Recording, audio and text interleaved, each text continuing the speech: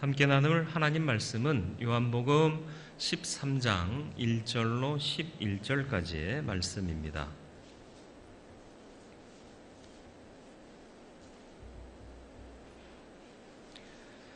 신약성경 169면 요한복음 13장 1절로 11절까지의 말씀입니다.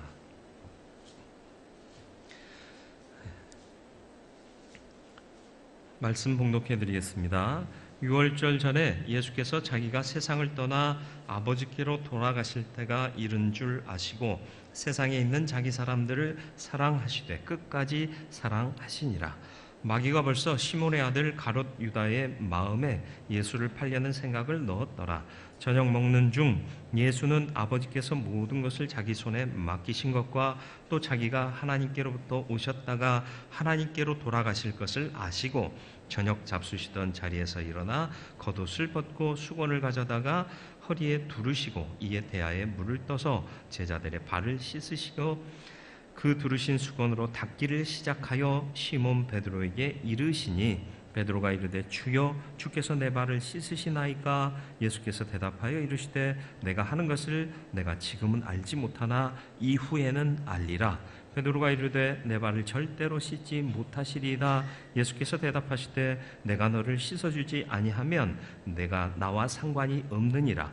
시몬 베드로가 이르되 주여 내 발뿐 아니라 손과 머리도 씻어 주옵소서. 예수께서 이르시되 이미 목욕한 자는 발밖에 씻을 필요가 없느니라. 온몸이 깨끗하니라. 너희가 깨끗하나 다는 아니니라 하시니 이는 자기를 팔 자가 누구인지 아심이라. 그러므로 다는 깨끗하지 아니하다 하시니라.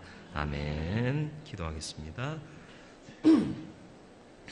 오늘도 말씀 앞에 섰습니다. 주의 말씀을 통해 뜻을 분명케 하시고 더욱 주님을 믿고 의지하는 그리스도인 되게 하여 주옵시고 주님 닮아가는 삶을 살게 하여 주옵소서. 성령께서 이 시간 역사하시기를 예수 그리스도의 이름으로 기도드리옵나이다. 아멘.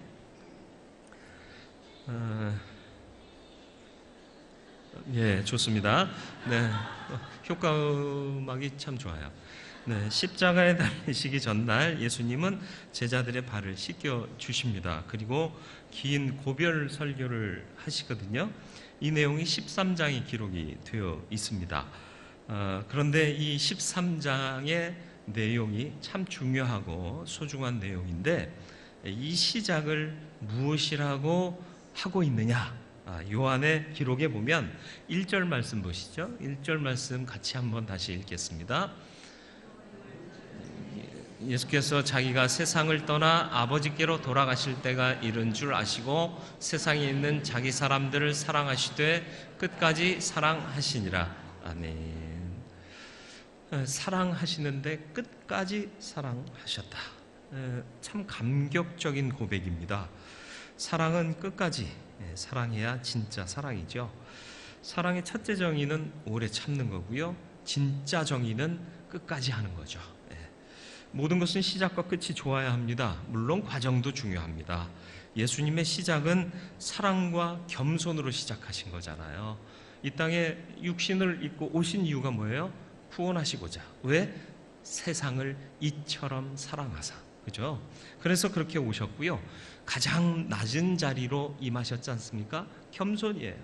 그런데 이제 마지막도 역시 사랑이요 겸손이라 허리에 수건을 동이시고 대야에 물을 떠 제자들의 발을 씻기실 뿐만 아니라 바로 다음 날인 내일은 이제 십자가에 못 박혀 죽기까지 겸손하게 세상을 구원하십니다. 이 사실을 고백한 바울의 고백이 빌립보서 2장 6절로 8절에 기록되어 있습니다. 그는 근본 하나님의 본체시나 하나님과 동등됨을 취할 것으로 여기지 아니하시고 오히려 자기를 비워 종의 형체를 가지사 사람들과 같이 되셨고 사람의 모양으로 나타나사 자기를 낮추시고 죽기까지 복종하셨으니 곧 십자가에 죽으심이라.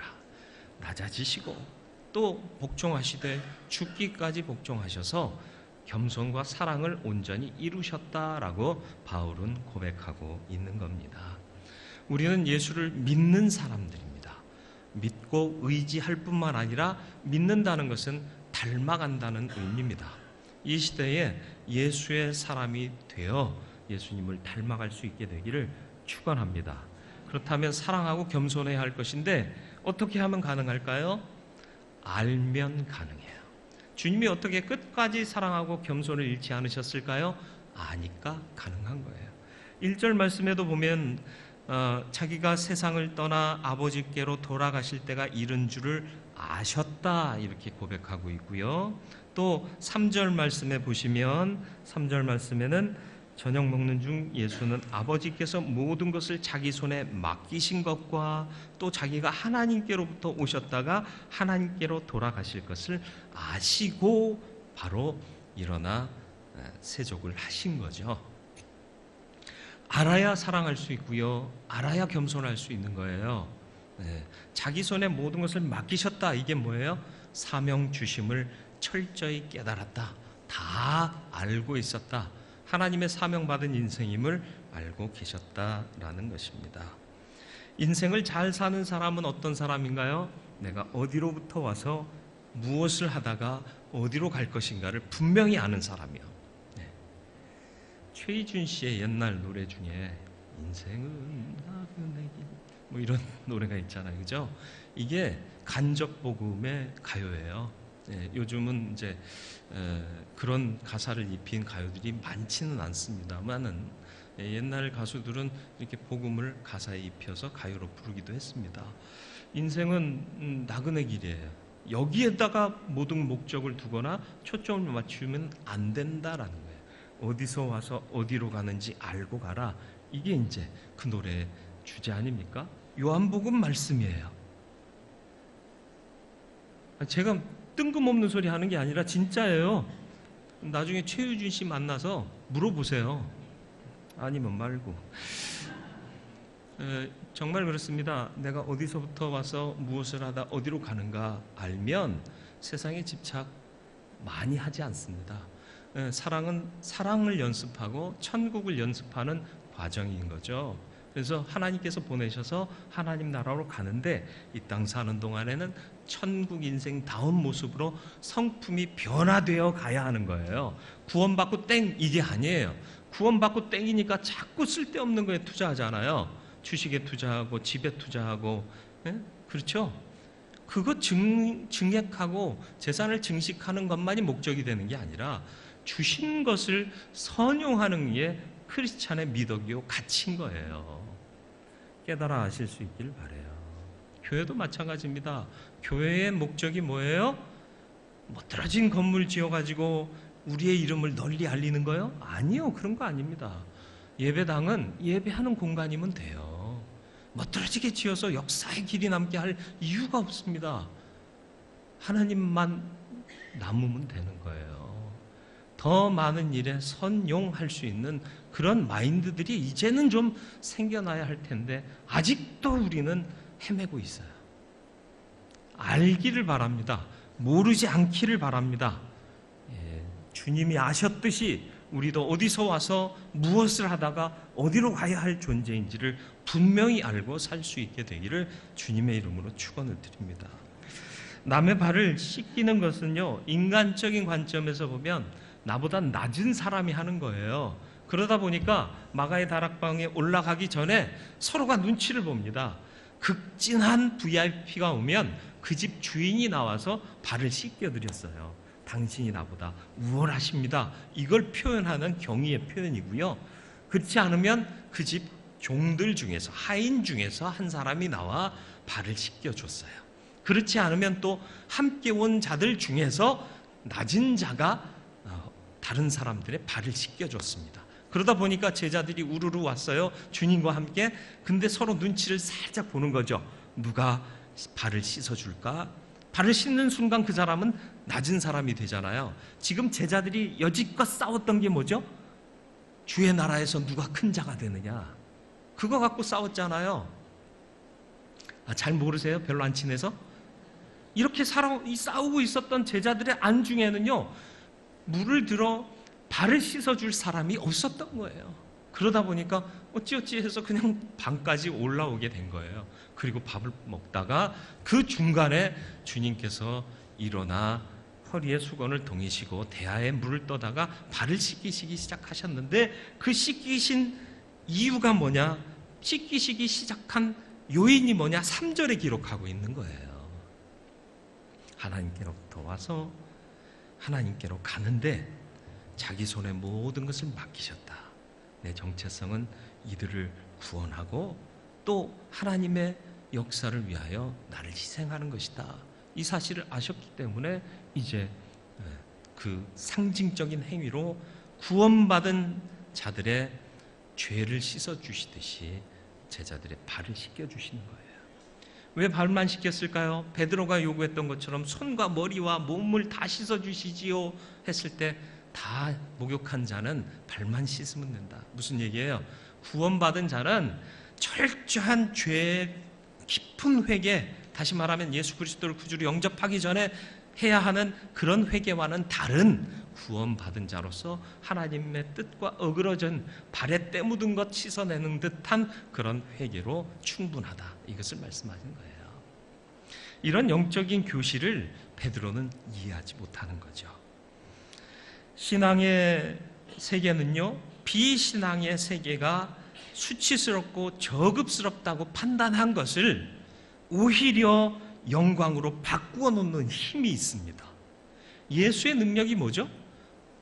유대교의 전통상 부정한 것과 정결한 것이 접촉하면 정한 것이 부정한 것으로 오염됐어요.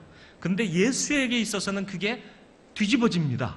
부정한 것과 정한 것이 접촉하는데 부정한 것이 정하게 돼요.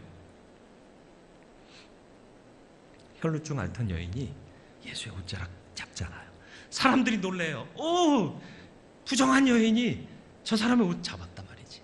근데 주님은 전혀 부정해지질 않아요. 오히려 부정했던 여인이 깨끗해지는 거예요. 낮아지면 높아지는 게 주님의 뜻입니다. 하나님의 역사는 그런 거예요. 누가 먼저 발을 씻을 거냐? 제자들은 재고 있었던 거예요. 내가 남의 밑에 들어갈까? 기분 나쁘다 이거죠. 그런데 아니다라는 거예요. 낮아지고 섬기는 자가 높은 자가 되는 거예요. 그래서 예수는 죽기까지 순종하신 거고요. 요즘은 수련회에서 그런 프로그램 잘 안 하는데 옛날에는 한동안 세족식 겁나 많이 했잖아요. 그죠? 네, 겁나게 많이 했어요. 그죠? 아유, 너무 겁났어요. 알아들은 자는 웃고 모르는 자는 영영 모르고. 한 명만 두고 목회를 해야 되나? 뭐 목사님들이 나서서 발 씻어주고 장로님들이 발 씻어주고, 그게 누가 하는 일이라고요? 제일 아랫사람이요. 세상은 아랫 것이라고, 저급한 것이라고, 수치스러운 것이라고 버리지만 믿음은 그게 영광스러운 일이다라고 다시 받아들이는 거예요. 그래서 세상은 낮은 자에게 관심 없습니다. 가난한 자, 천한 자, 장애인 돌아보지 않습니다. 그러나 믿음이 발동하니까 그들도 섬김이 마땅하다. 그래서 기독교가 직간접적으로 세상의 사회복지의 70-80%를 감당하고 있다니까요. 이런 정신이 우리 안에 있어야 돼요. 그런데 우리 안에 과연 그 정신이 있느냐? 세상이 저급하다는 것, 우리 또한 저급하다고 생각하지 않나요? 내가 낮아지면 높아질 거라고 생각하나요? 자꾸 높아지려고 하지 않으시나요?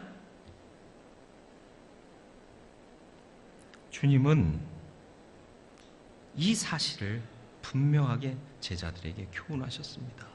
누가복음 14장 공간복음에 다 나와요. 11절 말씀, 무릇 자기를 높이는 자는 낮아지고 자기를 낮추는 자는 높아지리라. 아는 자로 사시길 바라요. 아니까 가능한 거예요. 내가 낮아지고 세상 만물보다 더 낮아지면 하나님께서 높이실 것을 아는 거예요.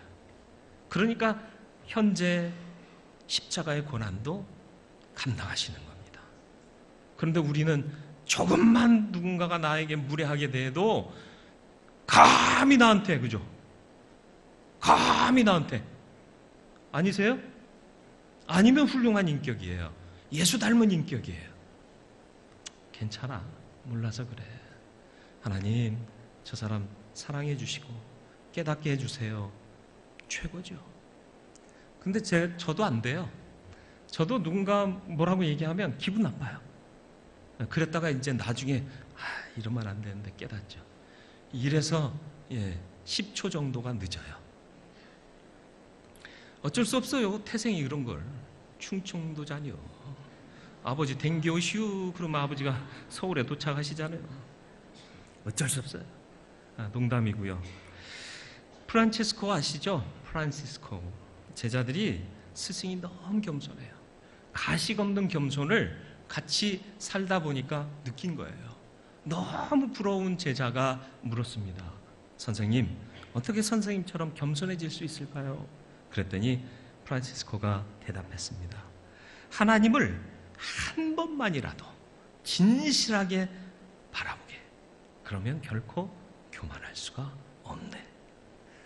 하나님을 진실하게 한 번만이라도 제대로 바라보라는 얘기예요. 그걸 보고 나면 내가 교만해질 수가 없다는 거예요. 프란시스코의 이전의 삶을 아시나요? 성 프란시스코가 되기 전에 인간 프란시스코의 삶을 아세요? 먹자, 마시자, 놀자, 품자 이러고 살았어요. 그런데 은혜 받고요, 변화되니까요, 나 같은 죄인을 살리신 그 하나님의 은혜만 생각나는 거예요. 그 은혜 앞에 서니까 난 너무 초라하고요, 보잘것없는 거예요. 그러니까 겸손해질 수밖에 없는 겁니다. 내가 언제부터 목사입니까? 그렇잖아요. 나도 죄인이에요. 어떻게 이런 말씀을 마치 막 내가 하는 것처럼 이렇게 자신감 있게 선포하겠어요? 하나님의 은혜죠. 겸손해져야 돼요. 그죠? 안 겸손해지니까 내 말 다 들어 이렇게 되는 거 아닙니까? 그죠? 그러니까 교회가 세속화되는 거예요. 목사니까 목사 욕한다고 그랬잖아요. 여러분은 여러분 직분에 맞는 사람 욕하세요. 그리고 나를 돌아보세요. 예수님을, 하나님을 한 번만이라도 진실하게 바라보면 내 삶이 보입니다. 부족하고 연약한 나를 이렇게 살리셨습니다. 겸손해질 수밖에 없습니다. 아니까 겸손해지고 아니까 사랑할 수 있는 거예요. 나 같은 놈도 사랑하셔서 살려주셨는데 저 사람을 내가 못 사랑하면 되겠습니까? 1만 달란트 빚진 자를 청산해 주셨는데 몇백 데나리온 못 갚았다고 내가 그를 고발하면 되겠습니까?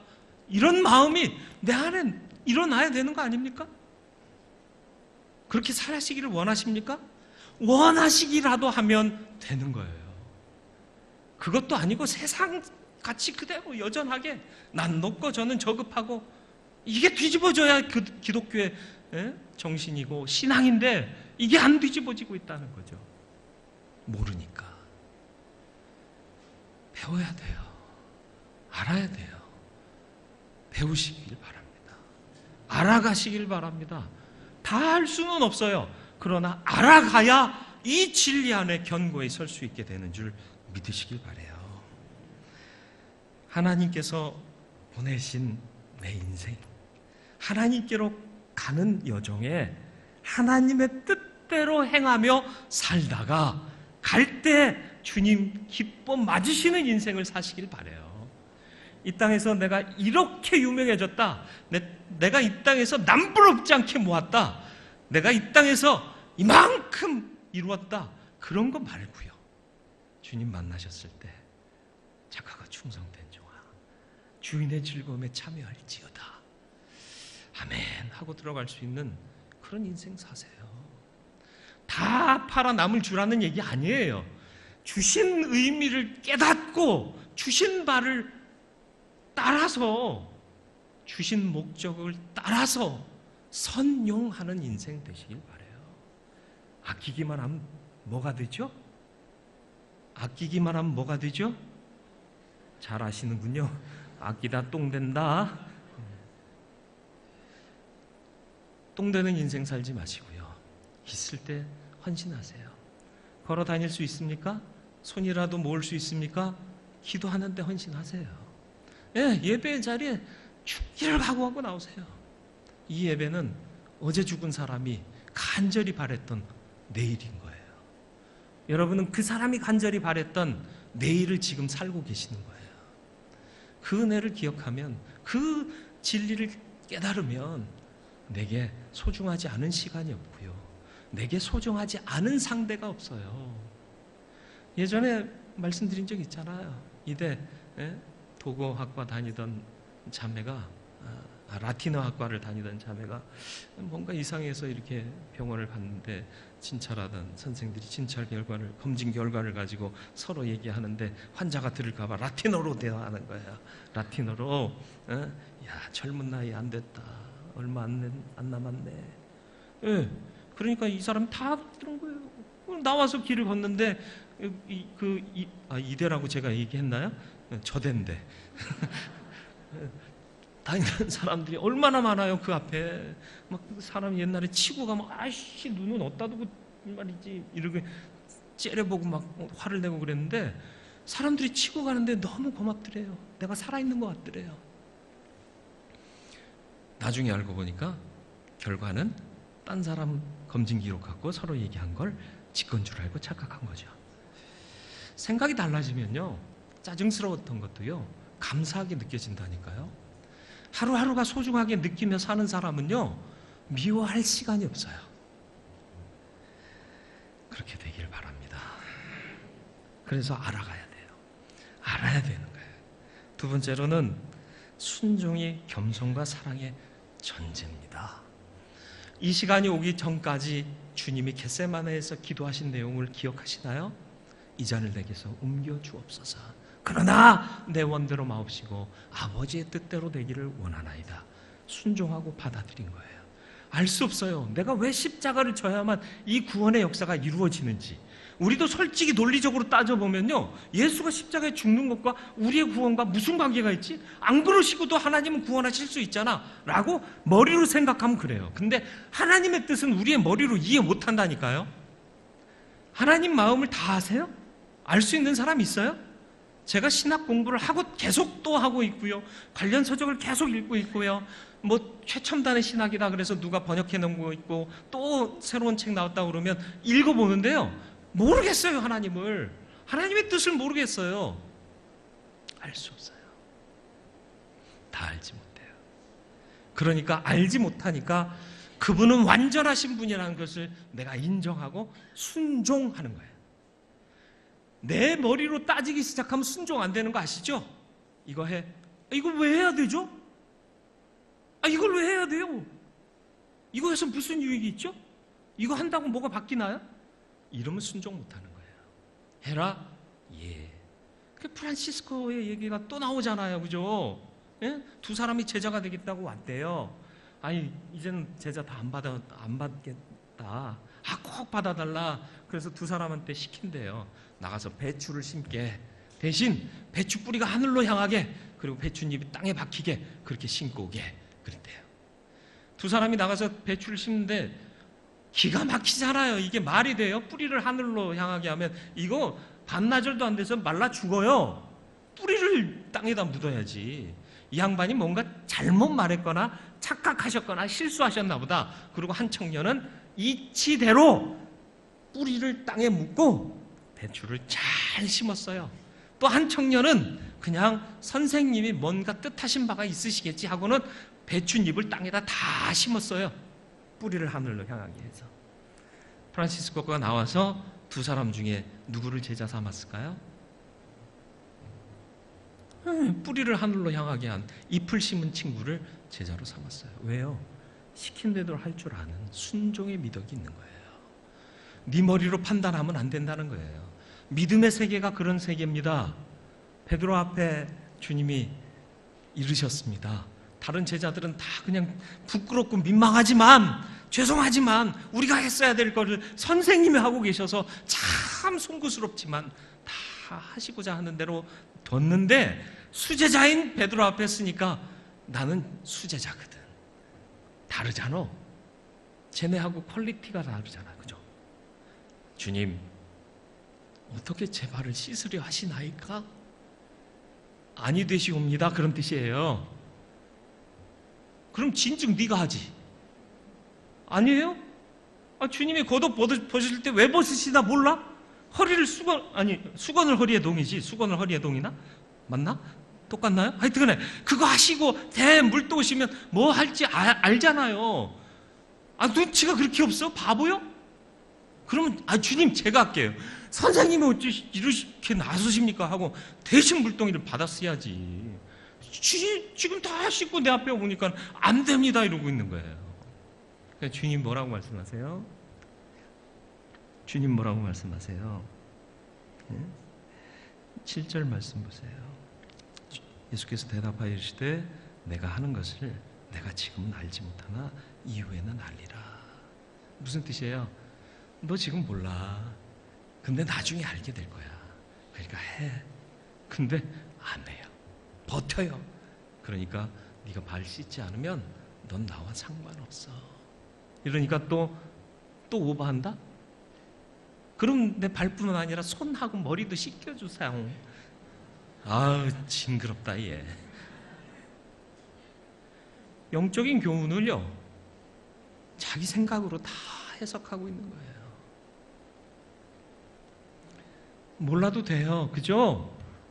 주님이 하라면 하면 되는 거예요. 그죠? 다 알고 할 수가 없어요. 근데 오늘날 교회는 너무들 똘똘해지고 너무들 논리적으로 체계적으로 다 갖추어져 있어요. 그러니 주님이 역사할 공간이 없네. 주님이 역사할 틈이 없네. 틈이 없는 그리스도인들 대단하죠? 훌륭하죠? 우리는 더 허술해져야 됩니다. 주님이 역사하실 수 있게 우리는 더 무능해져야 됩니다. 그래서 문제만 생기면 누구 때문에 이렇게 했으면 될걸 이런 얘기 없이 주여 우린 연약합니다. 주여 우린 또 쓰러졌습니다. 주님 없이 가니까 이렇게 안 됩니다. 주님이 해결해 주옵소서. 무릎 꿇고 기도해야 되는데 우리는 그렇게 못하고 있다는 거예요. 어떤 놈이 이렇게 시작했어? 이렇게 하지 말았어야지. 애초에 이렇게 했어야지. 아니요. 그런 논리와 그런 지식이 없어서 우리가 안 되는 게 아니에요. 난 부족합니다. 우린 연약합니다. 주님 뜻 없이는 안 됩니다. 무릎 꿇어야 되고 순종해야 되는데 이게 없으니까 더더욱 교회가 교회되지 못하고 있는 겁니다. 이제 허락해야 됩니다. 이제는 순종해야 됩니다. 이제는 낮아져야 됩니다. 주님의 뜻 알 수 없어요. 그래서 알아가야 한다고 그랬어요. 아는 만큼 순종할 수 있어요. 무슨 뜻이냐? 논리적, 이치적, 세상적 지식으로 아는 것 말고요. 주님의 마음을 알수록 그 뜻에 순종하게 된다니까요. 프란시스코의 제자 되기 위해서 왔던 두 청년의 얘기 말씀드린 이유가 뭐예요? 선생님이 무슨 뜻으로 하셨는지 알지 못하지만 선생님에게는 분명한 뜻이 있을 것이다. 그리고 순종한 자는 된단 말이에요. 주님 앞에 내가 다 할 수 없지만 하나님의 뜻은 완전하십니다. 명하시면 내가 하겠습니다. 아멘 하고 가면 된다는 거예요.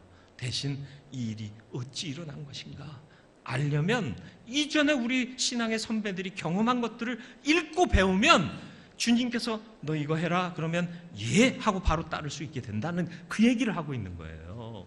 그렇게 알아가라는 거예요. 논리적, 이치적, 체계적으로 그렇게 지식적으로 아는 것 말고요.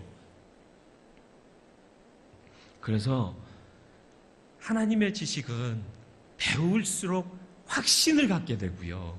그 확신 안에 거하면 승리하게 돼요. 그래서 사도 바울이 자기의 영적인 아들인 디모데에게 권면한 말씀, 디모데후서 3장 14절로 15절 말씀, 우리 같이 한번 읽겠습니다. 그러나 너는 배우고 확신한 일에 거하라. 너는 내가 누구에게서 배운 것을 알며 또 어려서부터 성경을 알았나니 성경은 능히 너로 하여금 그리스도 예수 안에 있는 믿음으로 말미암아 구원에 이르는 지혜가 있게 하느니라. 아멘. 성경은 베스트셀러가 아닙니다.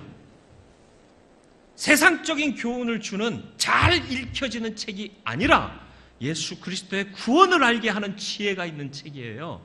세상의 지혜와 전혀 다른, 세상의 평화와 전혀 다른 내 평화를 주신다 말씀하셨고, 이 지혜도 마찬가지라 세상의 지혜, 약삭 빠르고 계산 빠른 세상의 지혜가 아니라 하나님만을 의지하면 된다는 그 지혜를 주는 거란 말이에요.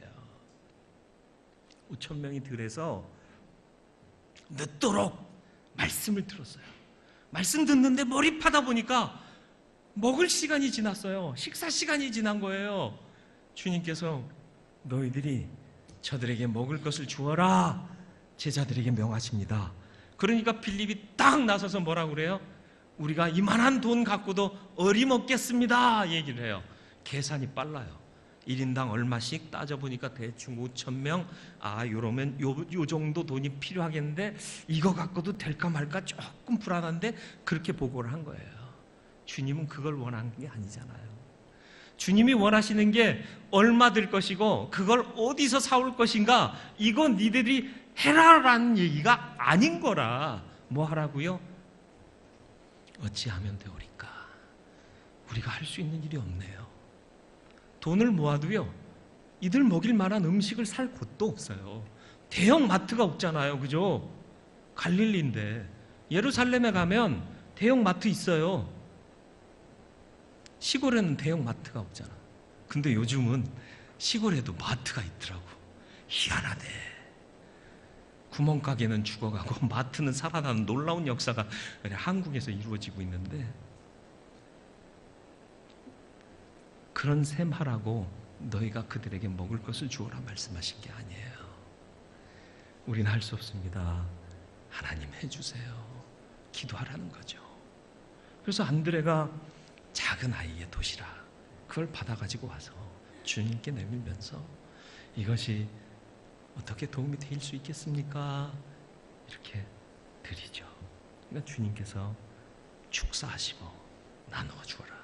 기적은 여기서 일어나는 거예요. 오늘날 한국 교회가 너무 셈이 강하잖아. 그죠? 너무 똘똘하시잖아요. 기적이 일어날 수가 없어요. 자꾸 몇백 데나리온의 떡 갖고도 안 되겠습니다. 이것만 계산하고 있는데 어찌 가능하겠어요? 이거라도 괜찮겠습니까, 주님? 하고 이 드리는 자가 없는데 어떻게 기적이 일어날 수가 있겠느냐고요. 그 소년 한 사람이 저와 여러분들이 되었으면 좋겠습니다. 주님이 축사하시면 됩니다. 주님의 손길이 닿으면 됩니다 하고 올려드릴 수 있는 그런 빈 마음의 사람이 되길 바라요. 난 모릅니다. 주님 하시면 됩니다. 이게 순종 아닙니까? 난 모르지만 주님 하라 하셔서 하겠습니다. 이게 순종입니다. 기독교 역사상 진짜 바로 서고 거룩한 인물들은요, 난 항상 부족한 자입니다 고백했던 사람들이에요. 사도 바울이요, 얼마나 능력 있습니까? 그죠? 죽었던 사람도 살려내요. 나 그런 거 있었으면 좋겠어. 그럼 우리 교회 단박에 부흥할 텐데. 아니요? 그런 능력을 어떻게 얻느냐고 선배 목사님한테 물어봤더니 기도원 뒷산에 올라가서 나무 한 그루 뽑으면 된디야. 신학교 다닐 때 그런 얘기 많이 돌았거든요. 그래서 신학교 뒤에 있는 나무 잡고 안 뽑혀가지고 너무 큰가 보다 조그만 거 붙였고. 그거 아니야. 주님께 맡겨야 되는 거죠. 그렇게 해야 되는 건데. 그래서 거룩하고 온전했던 사람들은요, 자기를 늘 낮췄습니다. 바울은 만삭되어 나지 못한 자 같은 나 이렇게 얘기했고요. 칠삭둥이 팔삭둥이라는 얘기예요. 얼마나 창피한 얘기예요. 근데 그게 나라는 거예요. 그리고 죄인 중에 괴수다. 그렇습니다. 오늘 우리는 너무 자존심에 나를 세우고 있지 않습니까? 나를 무너뜨리고 나를 낮추면 주께서 역사하시고 섭리하실 겁니다. 순종은 뭡니까? 난 아무것도 아닙니다. 우리는 어느 것도 할 수 없습니다. 주여, 우린 연약합니다. 주여, 오늘 우리는 실수합니다. 오늘도 쓰러집니다. 주님 없이는 설 수 없습니다. 붙잡는 인생이 순종하는 인생입니다. 이런 인생들을 통해서 하나님의 역사는 이루어질 것입니다. 안타까운 일이 있는데요, 주님이 이런 좋은 교훈을 제자들에게 말씀하세요. 근데 항상 어떤 일에든지 예외가 있네요. 10절 말씀 보시죠. 예수께서 이르시되 이미 목욕한 자는 구원받은 자는 발밖에 씻을 필요가 없느니라. 하나님의 뜻대로 어긋나는 작은 일에 대한 회개만 필요하느니라. 온몸이 깨끗하니라. 너희가 깨끗하나 다는 아니니라. 다 아니래요. 제자들이 깨끗하대요. 근데 다는 아니래요. 누구 때문에? 누구요? 가룟 유다요. 특별한 존재가 되는 것은 감사할 일이지만 예외가 되는 것은 아니 될 일입니다. 복음 안에서, 믿음 안에서 예외되지 마시길 바라고, 주 우리 안에 거하는 양이 되시고 주님과 함께하는 제자의 무리가 되시고 교회 안에 한 지체가 되는 저와 여러분들이 되기를 주님의 이름으로 축원을 드립니다. 끝까지 사랑하고 겸손하셨던 주님의 모습을 닮아가고 믿고 의지하는 저와 여러분들이 되길 바라요. 그러면 어떤 고난과 괴로움이 와도 이길 수 있습니다. 내 능력으로? 아니요, 주님의 능력으로. 겸손과 사랑은 알아야 가능한 겁니다. 주님을 알아가는 일에 힘쓰시길 바랍니다. 배우고 확신한 일에 거하시는 저와 여러분들이 되길 축원합니다. 내가 어디서 와서 어디로 가는지, 무엇을 해야 할 사명을 가진 자인지를 잊지 마시기를 축원합니다. 정체성을 잃어버린 그리스도인들이 넘쳐나는 이 세상 속에서 나는 누구인가를 분명히 아는 그리스도인 되셔서 주님 만날 때 주님께 칭찬받고 주님께서 예비하신 처소에 기쁨으로 참여하는 성도가 되시길 바랍니다. 순종은 겸손과 사랑의 전제입니다. 주님 닮아 사랑하고 겸손한 삶을 살기를 원한다면 먼저 순종하시길 바라요. 순종하는 마음은 나를 낮추는 거예요. 나를 부인하는 겁니다. 순종하는 마음이 온전한 겸손과 사랑을 이룰 수 있다는 사실을 기억하시고, 이 마음 가지면 어떤 고난과 괴로움도 능히 이길 수 있다. 그러나 예외가 되면 안 된다. 주님 품 안에, 그 무리 안에, 그 지체 안에 있는 저와 여러분들이 되기를 주님의 이름으로 축원을 드립니다. 말씀을 기억하며 기도하기를 원합니다.